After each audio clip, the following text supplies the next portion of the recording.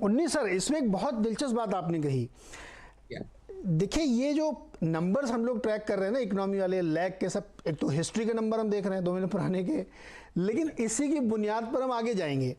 अब पूरी दुनिया में रिसेशन की चर्चाएं चल रही हैं। यूएस में अब यूएस का जीडीपी आंकड़ा बढ़ के आया, 2.9% आया है। अब वहाँ पे और खलबली मच गई होगी। आज पवेल साहब क्या स्पीच देंगे पता नहीं उनको, क्योंकि वो आगे उनको 14 दिसंबर को डिसीजन लेना है।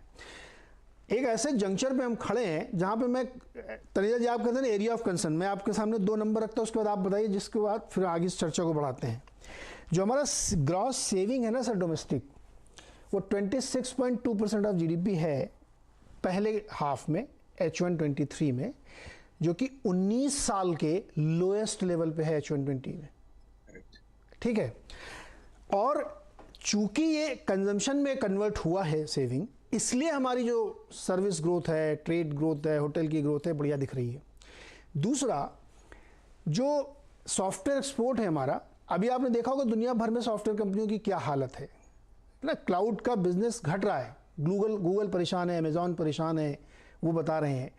तो हमारा वो सॉफ्टवेयर एक्सपोर्ट भी बहुत जल्दी बढ़ने वाला नहीं है। मैं कह रहा हूँ अभी अर्निंग डाउनग्रेड शुरू होंगे, तब रियल पिक्चर सामने आएगी। तो अब मुझे आप बताइए कि एरिया ऑफ कंसर्न आपके हिसाब से क्या, जिसको ठीक करना चाहिए तुरंत।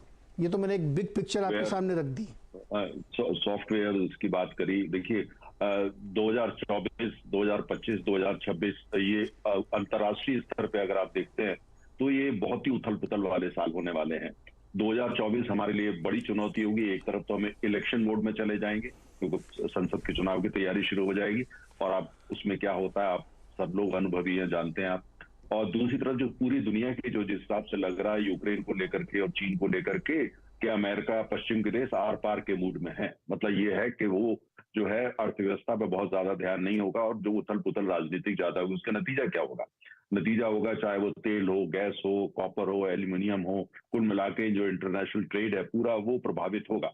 अब जो भारत का डोमेस्टिक तो हम संभाल सकते हैं, लेकिन अंतर्राष्ट्रीय क्या होता है? हम G20 के चेयर हो गए 1 साल के लिए, है ना, लेकिन इसका मतलब ये नहीं कि अंतर्राष्ट्रीय सारी जो व्यवस्था है उसमें कोई बहुत बड़ी हम कोई बहुत स्टेबिलिटी लेके आएंगे। वो नहीं हो पाएगा। वो तो बड़ी अर्थव्यवस्था हमसे है, उनकी उसके अंदर ज्यादा दखल होती है। ये अब एरिया ऑफ कंसर्न मेरे लिए ये है, सबसे बड़ी 2 है।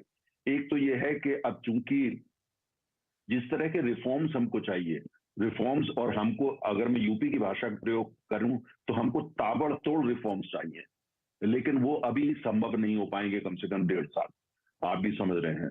दूसरी तरफ जो हम जिसकी तरफ मेरा ज्यादा ध्यान है वो ये है कि हमारी जो निर्भरता है वो आयात पे, खासतौर से कमोडिटीज के लिए, और ऐसी कमोडिटीज जो हमारी अर्थव्यवस्था की रीढ़ की हड्डी है, वो बढ़ने वाली है और उनकी कीमतें भी बढ़ने वाली है।